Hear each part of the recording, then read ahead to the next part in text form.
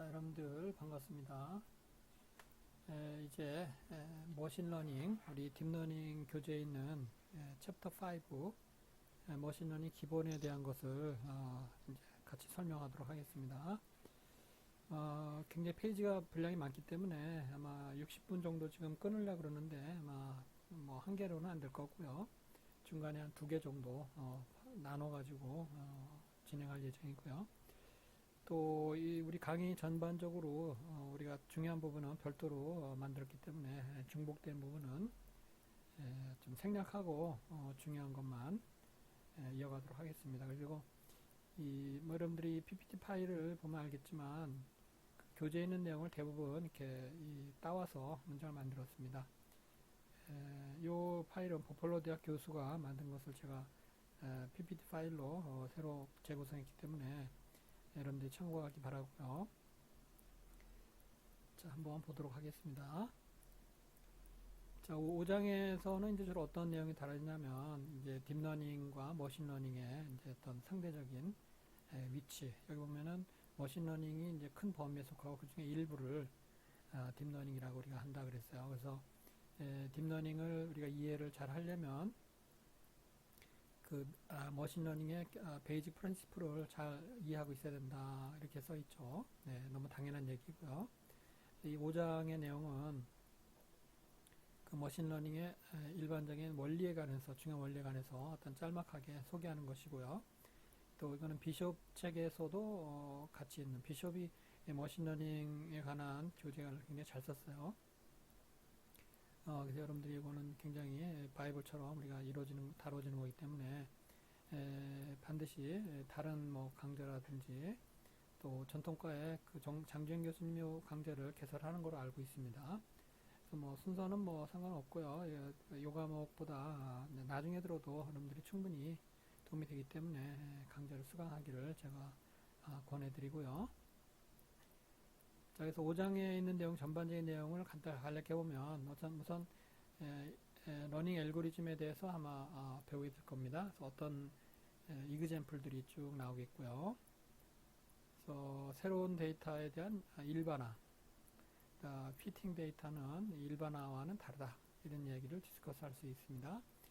머신러닝 알고리즘은 어떤 하이퍼 파라미터를 갖는다. 그래서 이게 하이퍼 파라미터라는 것은 이제 외부에서 우리가 파라미터라는 것은 이제 내부에서 이렇게 할 수 있는데, 하이퍼 파라미터는 러닝 알고리즘 바깥 부분에서 우리가 결정해서 세팅해야 되는 그런 그 과제가 되겠다 하는 것을 우리가 이제 이해를 해야 되겠고요. 그 다음에 우리가 확률, 스태티스틱스하고 확률은 이제 같은 뭐 의미를 볼 수 있어요. 통계, 확률에서 또 우리가 어떤 데이터의 확률값, 그래서 발생 확률, 그 다음에 조건 발생 확률, 그 다음에 likelihood 함수, 이런 것들에 대한 머신러닝과의 관계를 분명하게 우리가 이해를 하는 게 필요하다 그랬어요. 그래서 이 부분은 probability랑 많이 겹치기 때문에 많이 생략이 될 거로 제가 생략하는 거로 그렇게 준비하려고 하고요. 그 다음에 머신러닝에는 크게 두 가지가 있죠. 슈퍼바이드와 언슈퍼바이즈드. 그래서 이제 그 지도학습이라고 그러죠. 지도와 비지도. 그래서 뭐 오래전부터 우리가 이 학습에 관해서는 이 두 개가 별도의, 물론 연구자들이 소사이어티가 좀 다를 수도 있어요. 그러니까 여러분들이 앞으로도 굉장히 팽팽할 거고요. 그 다음에 우리가 이제 요 옵티마이제이션 유징 스토캐스틱 그레디언트 디센트라는 것은 우리 컨볼루션만뿐만이 아니라 일반적인 뉴럴 네트워크 전반적으로 다뤄야 될 부분이기 때문에 여러 번에 걸쳐서 우리가 이거를 이해하고 또 이그젬플을 보는 것이 이제 중요합니다. 그래서 우리 딥러닝 이번 과목에서도 이 부분을 아마 뭐 요번 5장에서도 조금 약간 다루겠지만 사실은 좀 다른 챕터에서 다시 다루기 때문에 약간 간략하게 여기서 넘어가려 그렇게 생각하고 있습니다.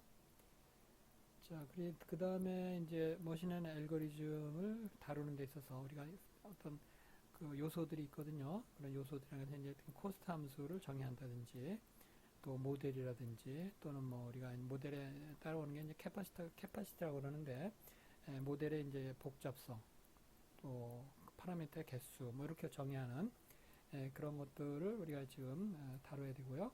그 다음에 이제 트레이닝 하기 위해서는 트레이닝 데이터 세트가 필요한데, 자, 그런 트레이닝 데이터 세트가 어떻게 구성되는지, 또 얼마나 크기로 해야 되는지, 이런 것에 대한 이론적인 어떤 백그라운드들이 이제 정의가 돼야 되겠습니다. 자, 그 다음에 마지막으로 이제 아마 딥러닝에 대한 모티베이션, 딥러닝이 왜 필요한가? 우리가 실제로 지금 트래디셔널 머신러닝에서 약간 지금 한계가 왔기 때문에 이제 딥러닝이라는 과목이 생긴 거고 그런 연구 분야가 생긴 겁니다. 그래서 이런 것들을 이제 마지막에 정리하는 거로 그렇게 이해하면 되겠습니다. 자, 그래서 머신러닝의 이제 5장의 전적인 토픽입니다.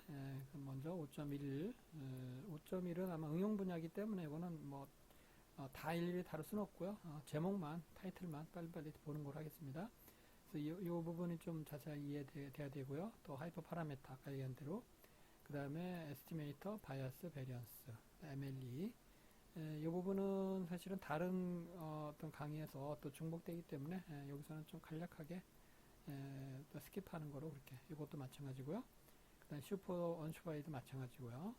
그 다음에 스토캐스틱 여기서는 이제 5장에서 전반적인 내용은 아마 이 앞부분에 주로 설명하고 뒷부분은 다른 어떤 장에서 다른 강의 섹션에서 이렇게 나눠서 설명하는 거. 딥러닝하고 뭐 머신러닝하고 뭐 크게 차이가 없는 부분들이 또 이 뒷부분이기 때문에 그렇게 설명 진행하도록 지금 예정하고 있습니다.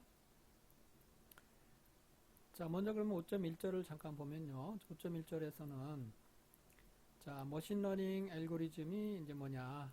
이거는 쉽게 한마디로 얘기하면 데이터로부터 우리가 학습하는 알고리즘이다. 그죠? 데이터가 있고 그 데이터 세트를 이용해서 어떤 우리가 원하는 태스크를 만들어내는 그런 전반적인 것을 우리가 프로그래밍을 머신러닝 알고리즘 그렇게 얘기한다. 그죠? 그래서 이 알고리즘이라는 용어가 사실은 컴퓨터 소사이티에서는 이제 굉장히 많이 사용됩니다. 그래서 자료 구조, 뭐 알고리즘, 알고리즘하고 플로우 차트 이런 것들은 헷갈릴 수가 있죠. 자, 그래서 그런 것들에 대한 것도 좀 한번 좀 파악할 필요 있고요. 자, 러닝은 너는 뭐라고 생각하느냐 이렇게 물어보고 있어요. 자, 머신러닝에서 러닝, 학습이 뭐냐 이거죠. 우리가 프로그래밍 한다, 코딩 한다는 말은 학습하고는 어때요? 좀 다른 얘기죠. 그래서 어떤 단순히 프로그래밍이라고 볼 수는 없고요. 코딩이라고 얘기하면 안 되고, 러닝이라는 것은 뭐가 좀 이렇게 좀 특별한 거죠. 자, 이게는 아까 잠깐 힌트 준 것처럼 데이터라는 게 존재한다. 그죠? 여기 데피니션으로 우리가 정리해보면요. 자, 머신러닝 알고리즘 뭐냐? 컴퓨터 프로그램인데, 어떤 익스피리언스로부터 학습을 말하는 것이다. 그죠? 익스피리언스라는 것은 이제 데이터 세트를 의미한다 받을 때요. 데이터 세트 우리가 의미 없이 모은 데이터 세트가 아니고 거기서부터 우리가 정보를 취한단 말이죠. 우리가 인공지능이 뭐예요? 사람이 데이터를 계속 학습하면서 가져오면서 경험을 쌓고 어려서부터 그에 대한 지식과 어떤 종합하는 것이 이제 들어가 있잖아요. 똑같이 이제 컴퓨터도 그 같은 외부의 experience 데이터 세트를 우리가 이제 이용한다 그런 얘기입니다. 그리고 또 우리가 태스크가 있어야 된다. 이제 태스크 우리가 목표가 있어요. 목표 뭐 클래시피케이션이라든지 어떤 번역한다든지 자, 이런 것들이 필요하고요. 여기서 이제 따라오는 게 뭐예요?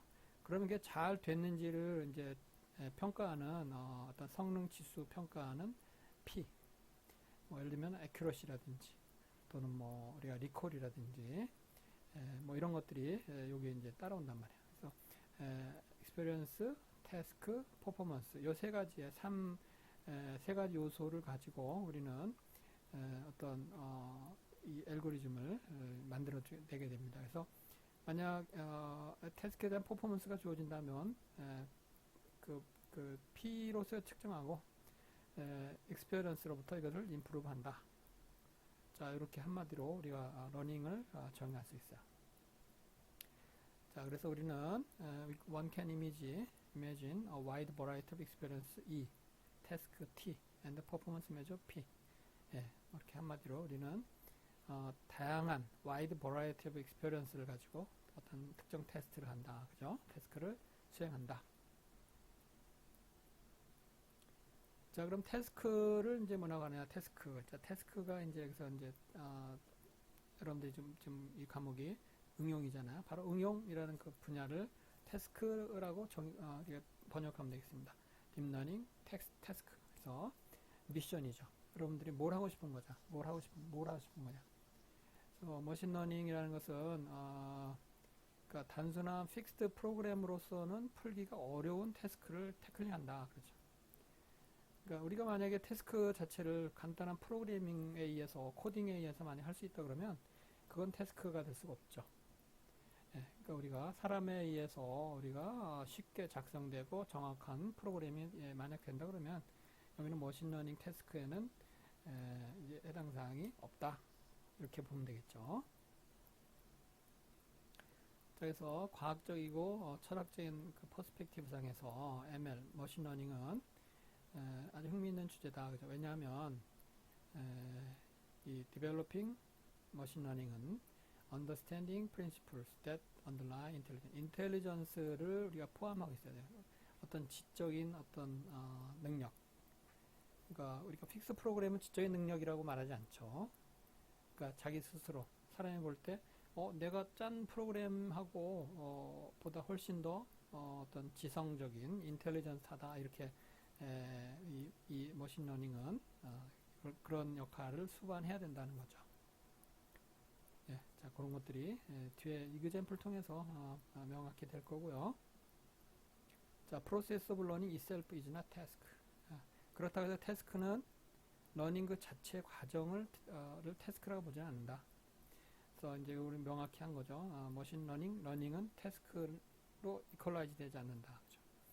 자, 그래서 우리가 머신 러닝이라는 것은 어떤 익스피리언스가 있어야 돼요. 그 없이 태스크가 존재할 수 없습니다. 그러니까 우리는 일반 픽스 프로그램은 어떤 익스피리언스가 없어요. 자, 그것이 가장 큰 특징이고요. 자, 우리는 러닝이라는 것은 ability to perform the task, 그 태스크를 수행하는 함으로 인해서 얻어지는 능력을 의미한다. 능력 그 자체.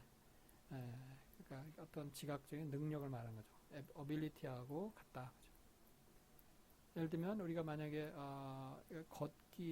걸을 수 있는 로봇을 만약 원한다면 여기서 걷는다는 게 태스크다. 그죠? 걷는다는 게 태스크. 걸어라.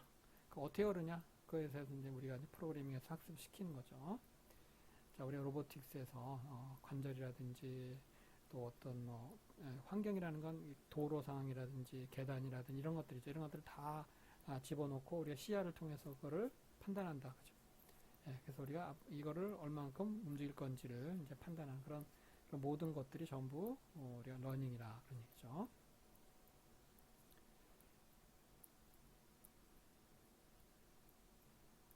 자, 그래서 지금 태스크하고 있는데, 자, 태스크에 대한 이제 그 디스크립션을 해보면, 일반적으로, in terms of how the machine learning system should process example. 우리가 어떻게 할 것인지, 그에 대해서 설명하는 것이다. 그죠? So, an example is a collection of features. feature의 집합.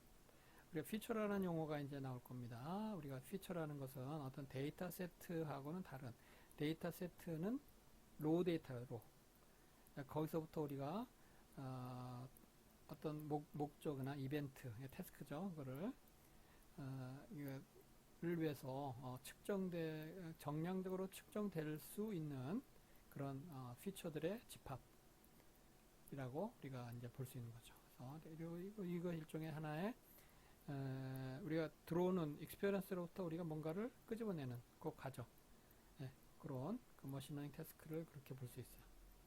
자, 그것을 먼저 한 다음에 그리고 나서 액션을 하죠. 액션. 그래서 이제 우리가 나중에 머신러닝 이제 리인포스먼트 러닝에 이렇게 명확한 나옵니다. environment가 있고 환경이 있고 그 다음에 그것으로부터 내가 경험을 쌓습니다. 그리고 경험으로부터 출력을 내면 그 출력이 다시 피드백되어서 환경에 영향을 주고 환경이 다시 나한테 어떤 다른 변화를 이렇게 주는 그런 모든 과정이 일종의 강화학습이라 그러는데 그러한 것을 하나의 일종 예로 들 수 있는 거죠. 일반적으로 typically representation, typically represent an example as vector x. gentle xi는 another feature가 된다. feature. feature란 말 다시 여기서 강조하고 있습니다. collection of features and another feature. 자, 그래서 이제 inference란 단어를 여기 이제 써주고 있는데요. inference는 트레이닝과 inference 나눠져 있죠. 우리가 트레이닝 한다는 말은 어떤 데이터 세트를 어떤 망에 통해서 집어넣어서 이게 판단을 하고 이것이 어떤 뭐 클래스가 되느냐, 클래시피케이션을 의미하면 이렇게 이것을 잘 구분할 수 있도록 어떤 코스트 함수를 정의하고 코스트 함수가 최소화되도록 여기에 있는 네트워크를 그러니까 트레인하지 않은 네트워크가 데이터로부터 트레인이 되고 완전히 트레인된 모델이 얻어지죠. 우리가 이제 트레인드 모델 또는 웨이트 값 이렇게 얘기합니다. 웨이트. 간단한 웨이트 네트워크이기 때문에 뉴럴 네트워크에는 웨이트 값이 이제 만들어지거든요. 그럼 이거를 잘 저장해 뒀다가 그 다음에 이거를 어떤 인퍼런스상에서 이것과 트레이닝 데이터 세트와 다른 뉴 데이터를 집어넣어서 얘가 이게 뭐로 판단하는지 캣이라고 판단하면 맞는 거죠. 지금 이게 입력 그 데이터 세트인데 이것이 여기 들어가면서 캣을 만들어주는 그러니까 인퍼런스가 이제 추론하다 추론. 그러니까 이것이 이미 판단하는 거죠. 그래서 이것이 얼만큼 정확하게 할 수 있는지 그러니까 에큐러시를 우리가 이제 판단하는 그런 상황이 되겠습니다.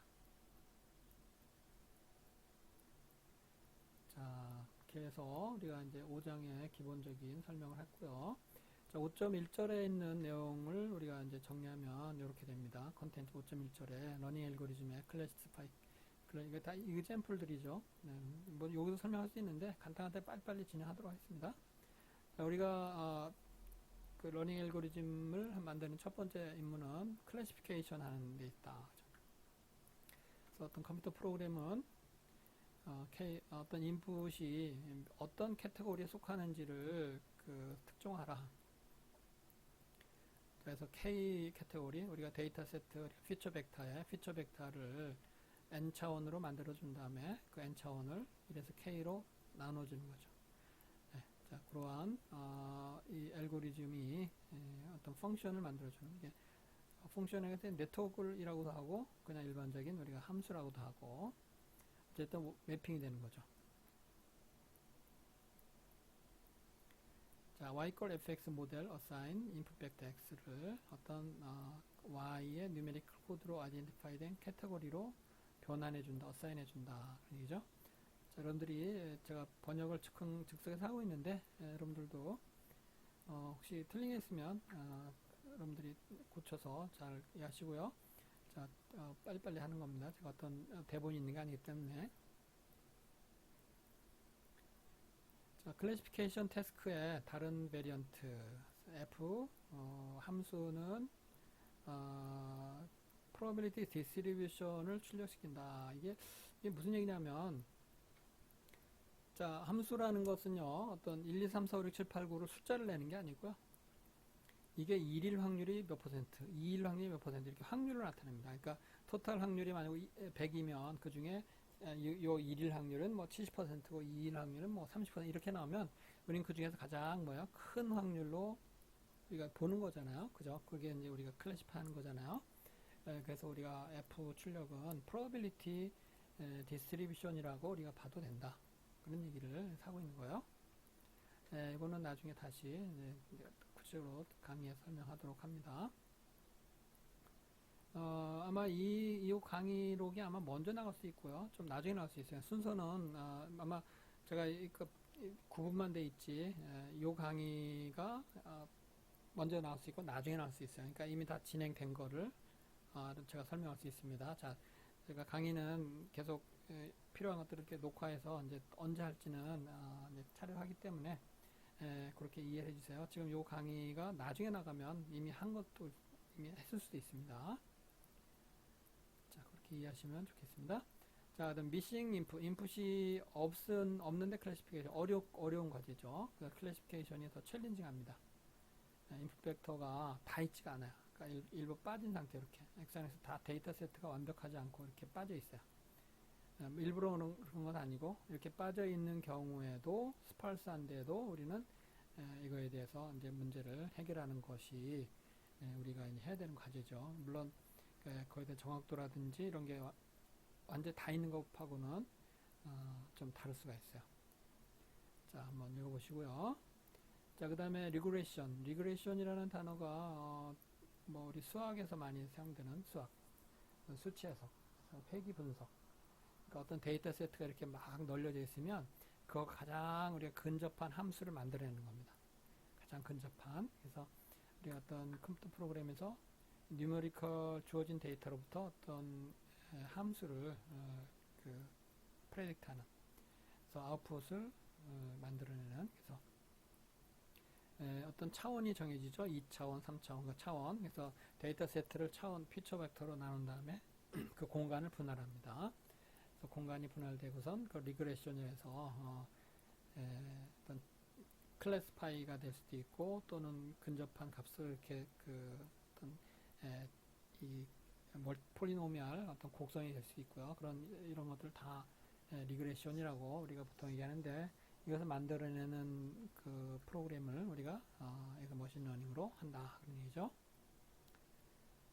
자, 그래서 클래시피케이션과 거의 유사합니다. 근데 포맷이 다른 거죠. 클래시피케이션은 1, 2, 3, 4, 5, 6, 7, 8, K 이렇게 나오고, 얘는 그게 아니고 어떤 함수 형태로 데이터가 들어가면 그 데이터가 그 함수에 얼만큼 에러가 나느냐, 그거를 가지고 우리가 이제 오차라 그러죠. 리스크라고도 하고.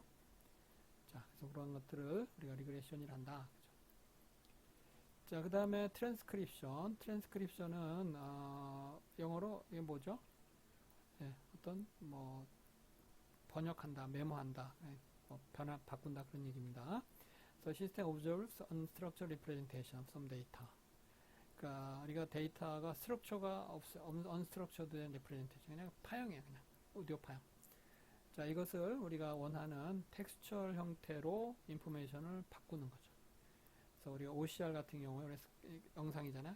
이미지란 말이고, 이미지를 우리가 받아서 그거를 ABCD 알파벳으로 이렇게 쭉 텍스트 만들어주면 OCR 번역이 되는 거죠. 그러니까 문자 인식을 하고 그것을 텍스트로 변환해주는 이러한 이 과정을 트랜스크립션, 이걸 머신러닝 한다는 거죠. 굉장히 어려운 과제 중에 일종이죠. 우리가 문자에 그 사람이 다 만약에 인쇄체다, 기계가 만들었다 그러면 어떤 포멀한데, 사람이 썼다 그러면 사람마다 다 다르거든요. 그 체를 한다는 거는 과거로부터 굉장히 어려운 태스크라고 알려져 있습니다. 그래서 이것도 이제 그 모든 데이터 세트를 다 수집해서, 그래서 어떤 공통성을 찾고 피처를 이용해서 머신러닝을 어떤 그 학습하는 그런 과정이 이 트랜스크립션에도 적용됩니다. 그래서 그건 이제 그 이미지 투 텍스트였고요. 그 다음에 또 하나는 스피치 레코그니션. 그러니까 웨이브 폼이 이제 일종의 언스트럭처드 데이터거든요. 웨이브 폼이 랜덤한 파형에 가깝잖아요. 근데 그 파형 속에는 어떤 뭐 우리가 말하면 모음 부분, 자음 부분 뭐 이런 것들이 다 이렇게 나열되어 있단 말이야. 우리 귀에는 그거를 다 번역할 수 있는 능력이 이제 자동으로 있는데, 이걸 기계가 하게 되면, 이걸 바로 우리 음성 인식이라 하죠. 그래서 뭐 70년대, 80년대부터 해서 지금 한 40년 동안 우리가 또 인식률 높여서 아주 엄청난 많은 사람들이 연구를 했어요. 자, 그렇게 해서 80에서 90%까지 올렸는데, 지금 이제 머신러닝이라든지 인공 어떤 이 딥러닝을 이용해서 이것이 90 이상, 95까지 이렇게 인식률이 높아짐으로써 우리는 지금 뭐 음성 인식이 너무 쉽게 스마트폰이라든지 뭐 가정 열쇠라든지 많이 활용되고 있습니다. 자, 우리가 이런 것들이 이제 장점 중에 하나죠. 머신러닝이 적용되는 대표적인 예가 되겠습니다. 자, 그 다음에 트랜슬레이션, 트랜스크립션 뭐 비슷한데요. 좀 한번 읽어보면요. input은 already consist of a sequence of symbols 어떤 랭귀지의 연속으로. 그러니까 트랜스크립션은 번역이 아니고요. 이건 뭐예요? 인식이죠. 근데 여기서는 이제 번역이라는 걸로 이제 얘기합니다. 번역. 그러니까 우리가 영어로 돼 있으면 영어가 뭐 아니면은 불어로 된다든지, English to French, 또 영어를 또 한국말로 번역하다든지, 이런 번역하는 과정은 우리가 다시 말하면 Natural Language Processing, NLP라고 합니다. NLP, Natural Processing. 그래서 우리가 신경 회로망을 이용해서 우리가 말하면 RNN이라고 그러는데 이제 뒤에 나오는데 RNN을 이용해서 그거를 잘 할 수 있도록 그래서 이건 실시간으로 우리가 이렇게 제가 입력을 놓으면 자동으로 번역되는 그런 과정을 우리가 트랜슬레이션의 지금 목적으로 삼고 있는 거죠. 그래서 이게도 이제 이 트랜슬레이션 과정에 딥러닝이 굉장히 큰 임팩트를 끼쳤다. 이렇게 설명하고 있습니다. 자, 이런 관심이 있는 사람들은 그거를 좀 어떻게 하는지 논문도 좀 찾아보고 프로그래밍 해보면 좀 많이 도움이 될 겁니다. 그래서 그런 것들은 여러분들한테 과제로 여러분들이 수행할 수 있어요. 프로젝트를 만들어 가지고 그거는 자, 그 다음에 Structured Output을 만들어낸다. 그래서 Output Data Structure는 엘리먼트 간의 릴레이션십을 갖는다. 저희 Parsing, Map Sentence Tree, Map Sentence Tree. 그래서 이렇게 워드를 어떤 뭐 나누는 거죠. 주어 동사 이렇게 나누는 전치사, 뭐 명사 이렇게 나누는 이렇게 우리가 분류하는 그런 것을 우리가 이제 Parsing인데 이것도 스트럭처를 맞추는 거죠. 그러니까 우리가 번역하는 과정에 이런 것이 이제 적용될 수가 있어요. 그 다음에 우리가 영상의 경우에 세그멘테이션, 그래서 every 모든 세그멘테이션에서 우리가 이렇게 요게 이제 풀밭이고요. 색깔이 좀 안 나오는데 소가 이렇게 있어요. 그러면 이거를 이렇게 나누는 거, 세그멘트 한다 그러는데 이게 픽셀 단위로 세그멘테이션 하는 것을 수행한다. 스트럭처드 아웃풋을 만들어낸다. 그렇게 되는 거죠. 자, 그래서 응용이 있고요. 그 다음에 이미지 캡셔닝. 자, 이미지를 관찰하고 나서 이 이미지를 디스크라이빙하는 센텐스를 만들어내는 거죠. 자, 여기에 뭐 아나운서가 뭐 또는 뭐 어떤 자막을 통해서 여기 캡션 만드는 거. A man at bat ready to swing at the pitch while the umpire look. 그러니까 엄파이어가 보고 있는 가운데 이 사람이 배트를 쥐고 스윙을 하려고 준비 중이다. 그렇게 설명하는 거죠. 굉장히 긴 설명을 요것을 통해서 해야 된다는 거죠. 이것도 쉬운 과제가 결코 아니겠죠. 이런 것들을 여러분들이 이제 이 딥러닝을 통해서 할 수가 있어요. 그죠? 자, 지금 인트로덕션 하는 거랑 똑같기 때문에 여러분들이 이제 계속 관심 가지면 됩니다. 여러분들 지금 연구 분야가 이제 다 다르잖아요. 지금 세부 연구 과제가 다르고 또 학과도 다르고 하는 그런 상황이기 때문에 이런 것들이 각자 관심 있는 게 프로젝트 하거나 또는 뭐 찾아가면 되겠습니다. 그래서 그만큼 딥러닝은 많은 연구 분야를 많은 그 학문에서 필요로 합니다. 자, 그 다음에 아노말리 디텍션. 아노말리는 이상을 디텍션 한다. 그죠? 이상. 틀린 부분.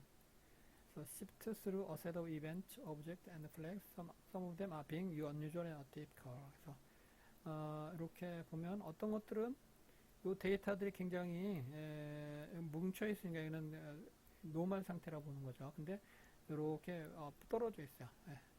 이거 어노말리죠. 어노말. 이거 아웃라이어. 아웃라이어 다시 한번 여기 쓰면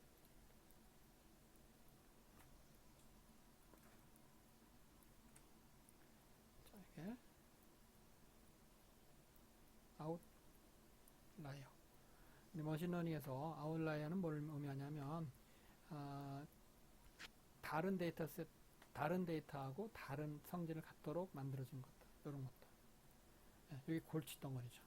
이런 것에 대해서 우리 해결해야 된다면 이것을 무시해도 되겠지만 그 의미가 있을 거 아니야. 그러니까 그것이 주는 정보를 우리가 반영하는 것도 좋잖아, 그렇죠? 그런 것도 있고요. 그 다음에 크레딧 카드 프로드 디텍션. 크레딧 카드가 사용되는 패턴을 봅니다. 그래서 그걸 그러니까 원래 소유자는 크레딧 카드를 그렇게 쓰지 않을 텐데, 갑자기 어떤 폭풍 어떤 뭐 지출이 이루어져. 그러면 크레딧 카드 그거를 뭐가 잘못됐거나 분실되어서 그것이 어떤 사기를 당했구나. 그래서 이제 이 theft purchases come from different probability distribution than yours. 너가 소유하는 것보다 다른 형태로 그 헤빗을 원래 습관과 다른 것이 하면 거기서 판단이 된다는 거죠. 이런 것을 우리가 그 금융 분야에서 적용함으로써 큰 사고를 방지하는 이런 것도 우리가 딥러닝의 한 연구 분야가 되겠습니다. 자, 그 다음에 synthesis and sampling. synthesis 샘플링은 자, generate new sample similar to those of training. 트레이닝 데이터에 있는 거가 유사한 샘플을 만들어낸다. 그죠? useful when generating a large content by hand is expensive, boring, got too much time. 그러니까 사람이 어떤 하는 거부터 해서 하는 거 시간이 많이 걸리니까 그거를 기계가 이렇게 해서 하는. 예를 들면 비디오 게임 generate textures for large objects not requiring artists to manually label pixels. 그러니까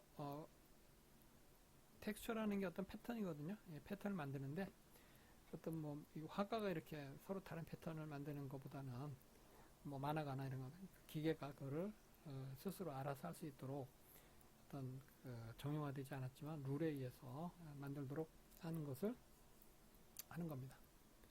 그 다음에 스피시시스, 그러니까 우리가 음성 합성. 요즘에 문장을 주면 그 오디오 웨이브폼이 나옵니다. 근데 이것이 너무나 기계적 합성, 예전에는 기계적으로 들어서 사람이 굉장히 지루해서, 그러나 지금은 여기 말한 것처럼 large variation, natural. 그러니까 베리에이션을 이렇게 가지면서 남자 중에서도 뭐 중음, 고음, 이렇게 저음 이렇게 적당히 이제 제너레이션이 잘 되도록 하는. 그래서 이게 굉장히 못 알아들죠. 어떤 사람이 하는가 보다 이렇게 보지 기계음으로 잘 못 본단 말이야. 여러분들이 유튜브 같은 거 보면 물론 이제 이게 딱딱하죠. 보면 사람이 있지 않는 것 같다. 뭐 띄어쓰기라든지 이런 것들 때문에 기계음이라는 걸 알지. 그거를 무시하고 그냥 들으면 그냥 내추럴합니다. 자, 이런 것들이 다 머신러닝 또 딥러닝의 한 연구 분야가 되겠어요. 자, 이 강의 얼마나 걸릴지 모르겠는데 하여튼 뭐 보죠. 시간 한 60분 정도에서 끊고 다시 하면 되니까. 자, 그 다음에 이제 디노이징, 머신러닝 알고리즘은 unknown corruption 프로세스에서 얻어진 그런 corrupt된 인풋. 여기 보면은 이게 백그라운드에 괜히 페퍼 노이즈라는데 잡음이 많이 타 있어요. 노이즈가 원치 않는 거죠, 내가. 예. 그래서 이 러너는 우리가 딥러닝하는 알고리즘이 머신러닝 알고리즘이 이 클린 이그젬플을 프레딕트 할 수 있어요. 이렇게 깨끗하게.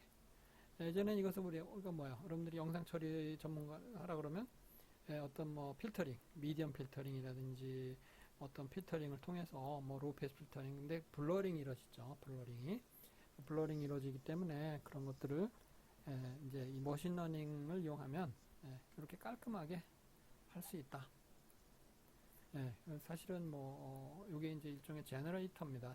나중에 여러분들이 그 이제 디스크리미네이터, 제너레이터, 우리가 이제 슈퍼바이드 러닝, 언슈퍼바이드 러닝 나올 때 그 제너레이터 모델에서 이건 아주 심플하게 아주 클리어하게 잘 되는 것을 볼 수 있어요. 그래서 이름 뭐 하나 화면 이 이미지이지만 뭐 다른 경우도 많습니다. 또 잡음 같은 게 들어올 때 노이즈 제거하는 것이 이제 필요하단 말이에요.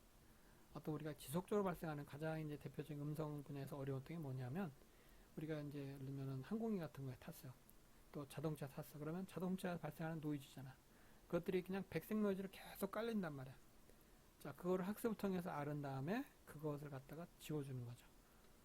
그러면 오디오만 깨끗하게 들리는 이런 상황을 우리가 이제 이미 제품화돼서 우리가 팔고 있습니다. 우리 이런 것들이 이미 벌써 적용되는데 예전에는 훨씬 복잡하고 어려웠던 것이라면 지금은 머신러닝이라는 기계가 그거를 먼저 주변 환경을 확률적으로 그거를 노이즈를 갖다가 빨리 디텍션 해가지고 한 이러한 디노이징 개념이 많이 개발이 됐어요.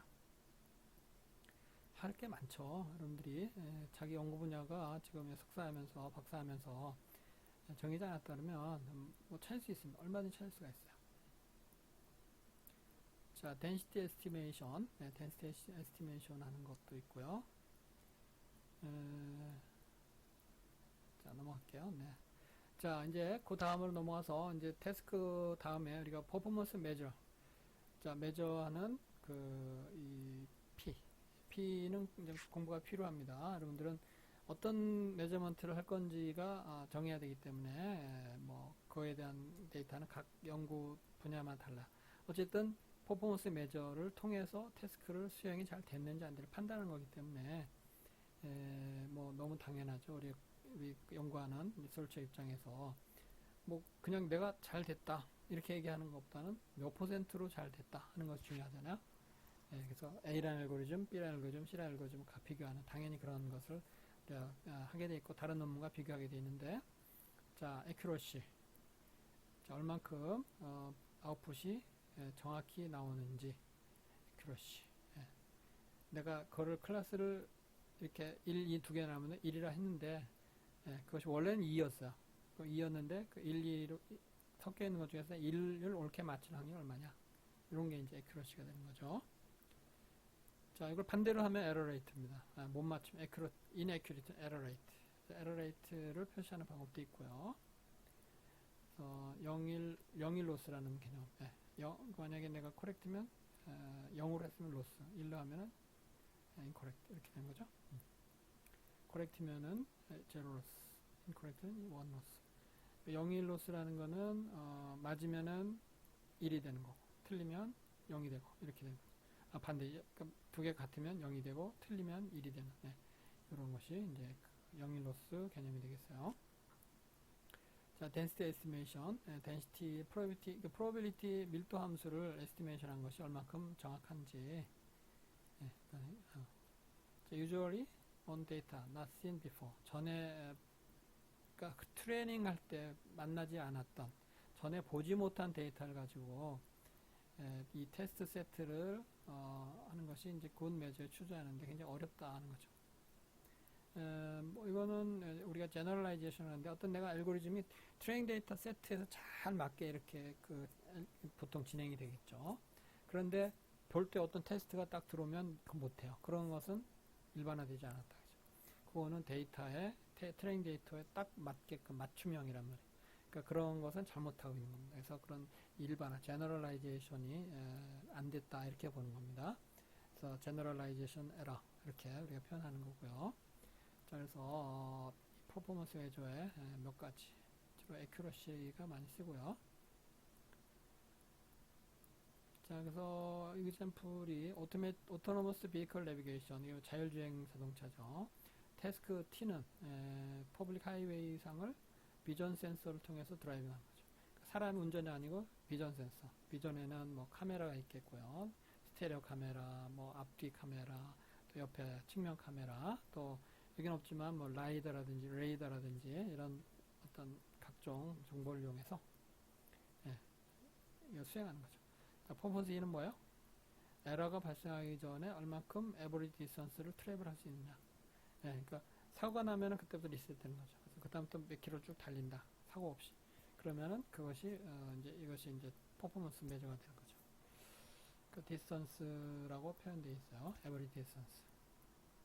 뭐 시간도 할 수 있고요. 어쨌든 그건 얼마든지 할 수 있어요. 사고율을 우리가 따질 수 있고요. 그 다음에 트레이닝 익스피리언스는 sequence of image and steering command recorded observing on human driver. 그러니까 트레이닝 익스피리언스는 요게 무슨 얘기냐면 요게 이제 일종의 그 강화학습 같은 건데요. 사람이 이렇게 운전하는 것을 사람의 운전을 하고 있잖아, 사람이. 그러면 그거를 카메라를 찍고 차선이 그려지고 그 다음에 내가 액션한 뭐 브레이크라든지 또는 뭐 스티어링 휠이라든지 또 엑셀레이터들이 움직이는 걸 갖다 다 기록을 해놔요. 그래서 그 기록해 놓은 거를 가지고 컴퓨터가 프로그래밍이 이거를 학습을 합니다. 그래 그거를 강학습을 해요. 사람의 경험으로부터 내가 그거를 간접적으로 이제 추론하는 그런 것이 이제 오토노머스 베이컬 내비게이션에서만 이루어지고 있는데 그렇지 않게 하는 방법도 있긴 있는데 굉장히 어렵죠. 그래서 보통 이렇게 많이 쓰고요. 그 다음에 두 번째는 텍스트 카테고라이제이션 프로블럼. 텍스트 카테고라이제이션. 그러니까 태스크가 뭐냐면 다큐멘트를 컨텐트 카테고리로 나눈다. 자, 이게 뭐 여기서 뭐 아는 예가 있는데 제가 알고 있는 예로서는 자, 소설책을 이렇게 텍스트로 다 만들었잖아. 대본을. 그럼 이거를 다 읽고 이 역사책인지 또는 이것이 뭐 어떤 픽션인지, 또 뭐 아니면 논픽션인지, 뭐 여러 가지 그런 것들을 구분해내는 그런 것을 우리가 수행한다. 그죠? 그래서 매주하는 프리시전과 리콜 요거에 대한 건 아마 앞에 1장에서 했어요. 그죠? 여러분 기억나죠? 프리시전과 리콜. 그래서 그러니까 태스크 1과 0. 그러니까 이것이 클래스를 나눌 수 있는데 그 클래스에서 나눠내는데 그것이 얼만큼 프리시전하냐, 또 재현이 잘 됐느냐, 재현율 이런 것을 우리가 판단할 수 있어요. 그죠? 이거는 잘 모르겠으면 뭐 구글이라든지 또 위키라든지 자료에 많이 있습니다. 자, 트레이닝 익스피리언스는 프리-클래시파이드 다큐멘트. 그죠? 학습은 결국 소설이면 소설 다 모아는 거, 시면 시 다 모아는 거. 그것들을 다 먼저 지가 스스로 하고 카테고리를 주고 그 다음에 새로운 게 들어오면 그것과 어떤 비교하는. 여기서 중요한 건 뭐예요? 피처를 찾아내는 거죠. 어떤 연관된 단어라든지 어떤 등등을 이렇게 찾아내도록 하는 것이 필요합니다. 반복적 어떤 단어라든지 어떤 뭐 형태라든지 뭐 길이라든지 이런 것들이 적용이 되겠죠. 자, 여기 하나 예가 있습니다. 이런 것도 하나의 좋은 연구 분야예요. 자, 왜 하는지는 각자 생각해 보세요. 이거 어디 유용, 실용성이 어디에 있을까 하는 거. 이게 왜 필요할까? 도서관. 그렇죠? 요즘엔 다 PDF 파일이잖아. PDF 파일 OCR로 검색하고 OCR에서 찾아내서 이것이 어떤 카테고리다. 사람이 제목만 보고는 틀릴 수 있잖아. 이런 것들도 좋은 논문 테마 연구 분야가 될 수가 있어요.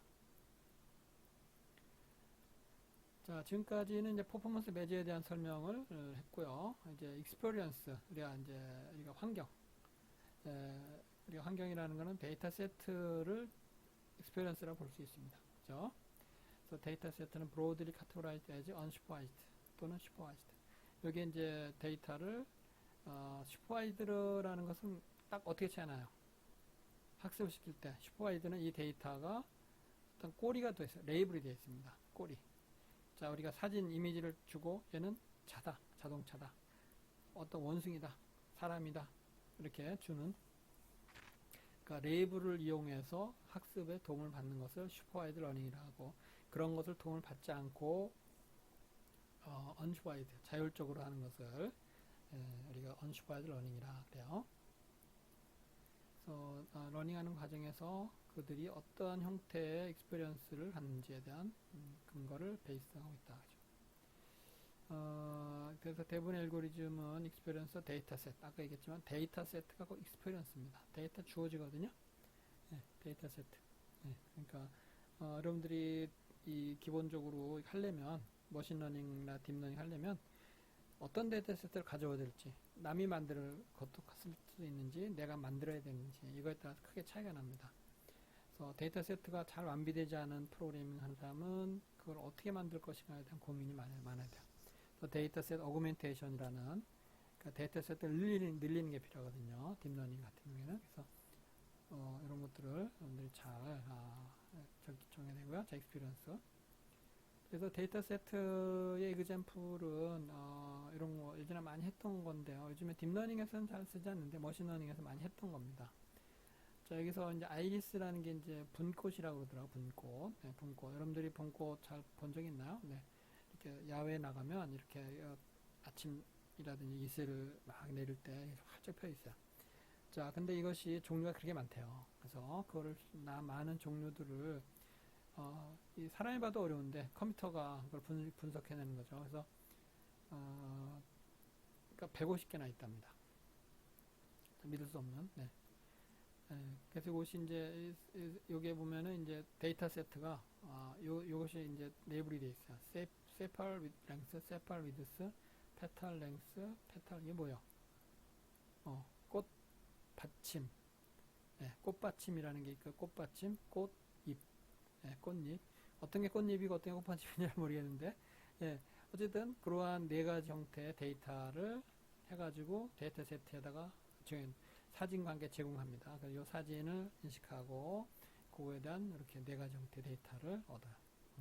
그래서 여기 세토사, 그다음에 버시칼라, 버지니카, 뭐 잘 들어보지 못한 건데 그런 것들에 대한 이렇게 이 데이터 세트를 이렇게 주어줍니다. 세토사, 버시칼라, 비즈니카 이렇게 돼 있죠. 예. 그러면 이것이 특색이 있어요, 그죠? 페탈 위드스, 예. 확실히 다르죠, 그죠?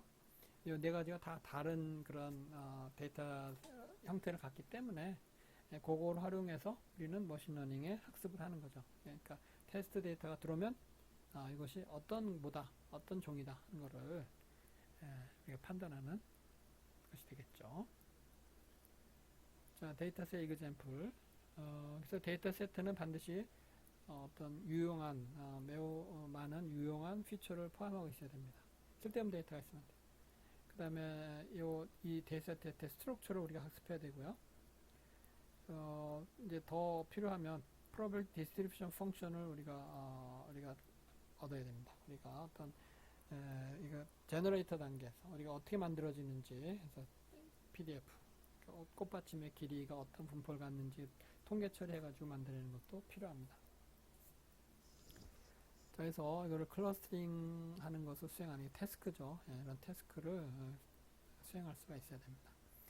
그래서 이것이 이제 딥러닝으로 하는 것도 요즘 많이 나요. 요즘에 이제 여러분들이 그 네이버라든지 구글에 사진을 집어넣으면 그거를 이제 구분해 뭐라는 걸 알려주는 그런 영상 DB가 있잖아요. 한 번씩 사용해보세요. 아직 사용 못해본 사람은 야외나 사진 찍고 그걸 갖다가 식물을 검색하는 거래. 보통 텍스트 검색을 하잖아. 근데 그거는 뭐 하면 나온다 그죠. 자, 그런 것들이 이런 것을 활용해서 한 겁니다. 그래서 종류가 뭐 수천 수만 가지의 그런 식물들을 물론 잘못할 확률도 높겠죠. 자, 이런 것들이 여러분들이 이제 러닝에 지금 하는 다 머신러닝이죠. 머신러닝 속에 특히 우리가 이제 좀 복잡한 과제, 딥러닝으로 해결해야 되는 그런 과제들이 있다는 거죠.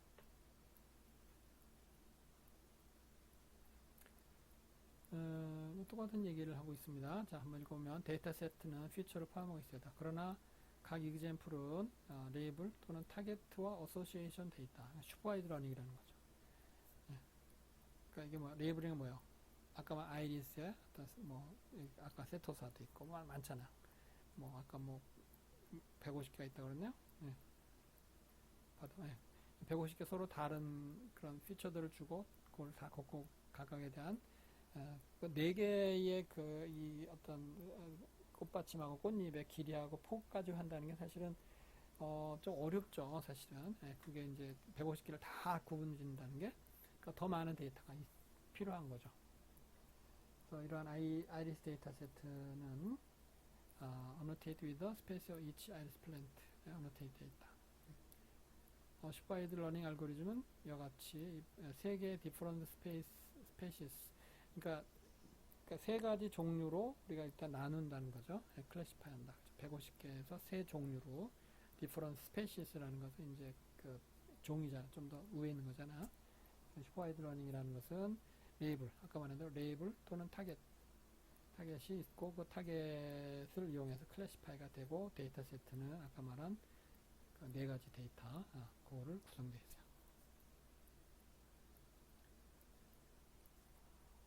자, blur between 슈퍼와이드, un슈퍼와이드. 이거는 뭐 제목이 좀 자극적인데 슈퍼와이드와 un슈퍼와이드. 그러니까 지도학습과 비지도학습 간에 어떤 뭐 블러라는 게 이제 모호하다 그런 얘기도 되고요. 어떤 뭐 노이즈라든지 이렇게 데이터 그런 것도 되는 얘기죠. 한번 읽어보면요. un슈퍼와이드는 그냥 샘플을 주어지고 px를 찾는 겁니다. px generate probability example 이거 x에 대한 그 다음 반대 un슈퍼와이드는 뭐냐면 이것을 읽고 y라는 게 이제 레이블 또는 타겟이라고 그랬죠. 타겟 그 2개가 한꺼번에 주어지고 여기서는 이것을 에스티메이션 하는 거죠. 데이터 세트 데이터의 피처로부터 그러니까 x라는 것은 피처 자체가 될 수도 있고 그냥 로 데이터인데 로 데이터를 통해서 우리는 피처 벡터를 또 만들어 줘야 됩니다. 그래서 여기서는 일반적으로 x는 로 데이터보다는 피처 벡터라 보면 되는 거죠. 피처 벡터를 통해서 y를 한다. 이러한 조건 확률이 되겠습니다. 이런 조건 확률. 그러니까 이것이 요게 이제 posterior probability 사후 확률이 그래요.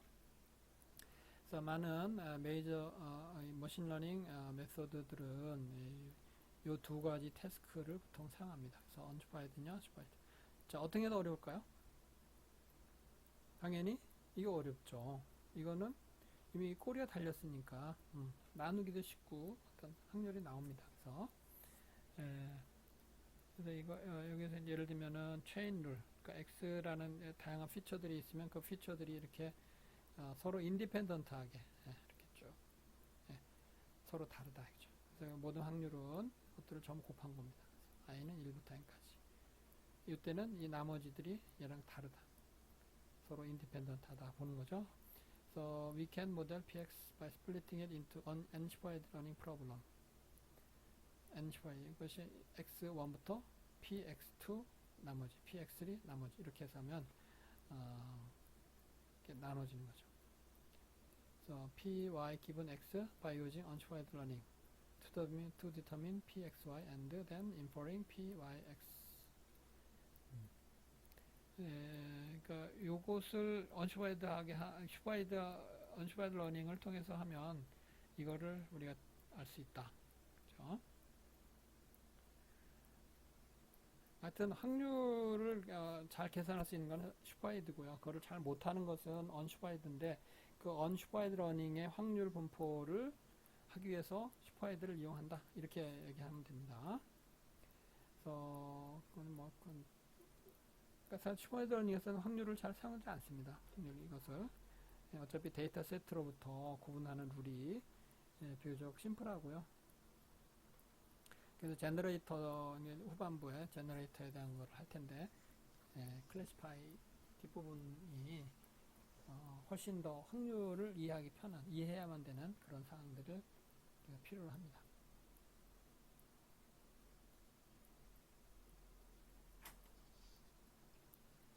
자, 그 다음에 이제 세미 슈퍼바이드 러닝이라는 게 있어요. 세미 슈퍼바이드 러닝. 그래서 그러니까 슈퍼바이드하고 언슈퍼바이드 중간. So some example include a supervised take it, but others do not. example 세트 중에 꼬리표가 붙어 있는 게 있고 안 붙어 있는 게 같이 있단 말이야. 이와 같이 섞여 있는 experience 데이터 세트로부터 우리가 학습을 진행하는 것이 세미 슈퍼바이드 러닝이다. 그렇죠? 그래서 이거는 이제 슈퍼바이드가 워낙 데이터 세트를 많이 요구하는데 그걸 다 레이블링 한다는 게 어렵거든요. 그래서 멀티 인스턴스 인러닝에서는 entire collection of sample is labeled as containing or not containing example of class, but individual members of the collection are not labeled. 그죠? 그러니까 지금 얘기한 대로 우리가 레이블이 돼 있는 것과 안 돼 있는 것을 다 이렇게 모아서 하는 것이 세미 슈퍼바이드라고 우리가 보는 거예요. 자, 53분쯤 지났는데 조금 더 하고 잠깐 브레이크 하겠습니다. 자, 5.1절이 아직 안 끝났네요. 네. 뭐 한 3개로 나눌 수도 있겠습니다. 자, 그 다음에 이제 슈퍼바이드하고 언슈퍼바이드가 아닌 리인포스먼트 러닝이라는 게 한 연구 분야입니다. 우리가 딥러닝에서 사실은 우리 과목이 이것까지 하기는 어려운데 학생들이 관심을 많이 가져요. 그래서 이거를 아마 마지막에 시간이 되면 한 주 정도 하고 포함하는 거로 이렇게 제 욕심이 좀 많아. 그래서 사실은 이거 가감을 뺄 수 있는데 일단 5장에 설명하겠으니까 리인포스먼트는 우리 말로 강화학습이라 그러는데 아마 미래에 더 필요한 학문도 됩니다. 우리가 로보틱스라든지 어떤 스스로 학습하는 그런 것을 이제 우리가 만들어줄 때 훨씬 유용한 그런 그 학습 방법이 되기 때문에 이 과목을 이미 좀 들은 사람들은 좀 알아두는 것 좋겠습니다. 자, 알고리즘은 러닝 알고리즘이 여기는 environment라고 그러는데 그래서 experience하고 좀 달라요. experience의 environment는 좀 다릅니다. 그래서 픽스 데이터 세트가 없고 환경으로부터 우리가 배우는 거거든요. 바로 우리 로봇가 우리 사람이 그렇잖아요. 사실은 사람이 어떤 데이터 세트 주어진 게 아니라 그대로 두어 모든 정보들 어떤 뭐 귀로 듣건 눈으로 보던 어떤 몸으로 하치니까 모든 정보들을 우리가 얘 똑같이 컴퓨터가 느끼는 거죠. 자, 그래서 이런 것을 강화학습에 라고 용어를 붙이고 환경이 개입되고 자, 우리가 예전부터 걔가 조건 반사 일으키는 그런 게 있죠. reward and punishment action. 그래서 어떤 특정한 환경에서 액션이 이루어지면 어떤 리워드를 주고 그렇지 않으면은 리워드 안 주죠. 그럼 이제 조건 반응이 일어난다는 얘기죠. 그런 것들이 다 학습이 됐기 때문에 그런 거예요. 그래서 그런 모든 환경에 대한 적응성, 어떤 학습 능력 이런 것들을 통틀어서 얘기하는 거고요. 자, no supervised output but delayed reward. 자, delayed reward. 리워드가 중요한 역할을 합니다. 리워드라는 게 어떤 점수화 돼가지고 플러스 마이너스 해가지고 이거를 하면 되겠다, 하지 말아야 되겠다 이런 거를 그러니까 이 러너가 학습하는 거죠. 크레딧 어사이먼트, 아웃카에서 뭐 어떤 책임을 주는 것을 말하고요. 자, 그래서 이제 많은 그 응용 분야가 게임, 그다음에 로봇, 그다음에 에이전트, 멀티플 에이전트, 파셜 좀 어린 에이전트라는 얘기가 이제 강학습하면 나오는데 여기서는 뭐 서론 단계니까 설명하지 않겠습니다. 자, 그래서 리인포스먼트 러닝의 아타리라는 거 여러분들이 막 저 어디 있냐면 이게 블록계이죠. 여러분들이 아마 지금 나이가 30 뭐 전일 텐데 아마 많이 해봤을 겁니다. 저는 해봤어요. 여러분들은 지금 안 하는지 모르겠는데 여기 블록에 이렇게 공이 왔다 갔다 하죠. 여기 왔다 갔다 하면서 얘를 맞추면 깨죠. 깨면서 우연히 이쪽 구석으로 이렇게 떨리면서 공이 들어가면 위에서 다 깨고 나오죠. 이런 것들을 아타리라는 게 이제 일본 회사 이름인데 그 컴퓨터를 사람이 이걸 했는데 얘를 컴퓨터가 이걸 갖다 스스로 이 위치하고 이 공의 속도를 추정해가지고 반사속 반사각도를 만들어서 이거를 어떻게 하면 이걸 다 깰 수 있는지를 스스로 학습하게 만들었어요. 자, 이것이 굉장히 사람은 아마 뭐 어렵죠. 사람은 뭐 실수도 많이 하고 손에 반응도 넣고 하는데 컴퓨터는 조금만 진행하면 뭐 자동으로 그걸 다 알아낸다. 그렇다고 이건 이렇게 저렇게 다 조건을 케이스 바이 케이스로 프로그래밍 한 건 아니야. 지가 알아서 뭐를 통해서 이것의 영상을 보고 이 영상으로부터 분석을 하고 여기 있는 위치 정보를 이 영상으로부터 찾아내는 거죠. 그러니까 놀라는 거죠. 그래서 그 사람은 훨씬 더 높은 점수를 빨리 취득하더라 하는 것을 우리가 발견했어요.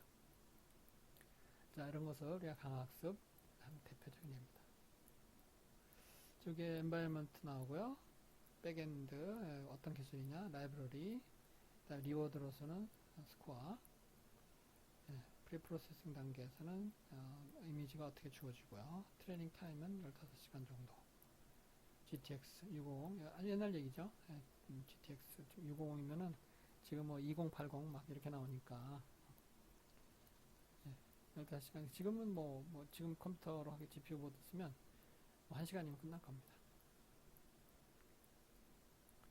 자, 이런 것을 작년에 그 프로그래밍 한번 해본 친구가 있어. 프로그래밍 왜 잘 못했더라고. 어쨌든 쉽지는 않아요. 프로그래밍 하는 거하고, 그러니까 일반적인 어떤 프로그래밍을 하고자 하는 사람은 자, 강학습의 게임 중에 어떤 게 또 여러분 기억납니까?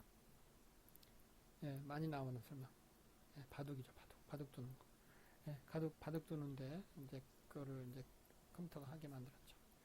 물론 이제 분산 시스템 해가지고 뭐 수천 개의 CPU를 활용해가지고 했는데 지금은 훨씬 더 소규모로 더 능력이 개발되는 것들이 많이 나오고 있어요. 자, 그 다음에 5.1절까지는 조금 시간 가지도록 할게요. 네트워크 스트럭처는 프레임, 컨버전망, 그 다음에 플래튼. 이거 이제 플래튼이라는 게 이제 그래서 말해서 이제 뉴럴 네트워크거든요. 플래튼. 그 다음에 댄스망 같은 얘기입니다. 그래서 이런 것들을 우리가 네트워크 스트럭처에서 파라미터 숫자, 이거 나중에 CNN 할 때 다시 계산해 볼 때가 있을 겁니다. 뭐 1억 개, 뭐 1000만 개, 뭐 이런 게 나오거든요.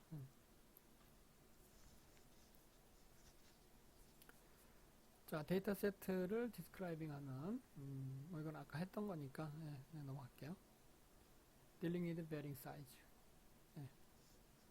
자, 그 사이즈가 달라진다. 그죠? 그래서 디자인 매트릭스, 이 example에서 vector of sample size, 샘플 사이즈의 함수가 된다. 벡터가 된다. 그죠? Photos of varying size contain different number of pixels. Rather than describe matrix 이렇게 하는 것보다는 we describe it as a set of m element. vector xi have the same size. 이것들이 서로 같은 사이즈를 갖는다고는 볼 수 없다. 자, 뭐 갑자기 나온 건 뭐 그렇게 중요한 포트는 아니고 어차피 그건 다 해결해야 되는 과제니까요. 자, 여기까지가 이제 5.1절에 있는 내용이 되겠습니다. 5.1절에 34쪽으로 만들었는데 교재에서는 한 10페이지쯤 될 거예요. 예, 그 있는 내용들을 다 이렇게 따다가 만들었어요. 중간에 제가 의젠프를 뭐 아주 자세히 설명 안 했고 또 아주 설명 아주 안 한 것도 아닙니다. 그래서 어느 정도 퍼스펙티브한 머신러닝이 뭘 하는 건지 를 여기서 이제 5장 내용을 여러분들이 이제 읽어 나가야 되거든요. 이제 6장, 7장, 8장을. 제가 그거를 뭐 머릿속에서는 다 내가 해줄까 하는 생각도 있는데 그러면 뭐 여러분들이 스스로 공부하는 게 너무 안 되잖아요. 그래서 그거는 좀 더 보겠습니다. 여러분들 어사인을 할 수도 있고요. 자, 일단 여기까지 해서 일단 5.1절을 마쳤습니다.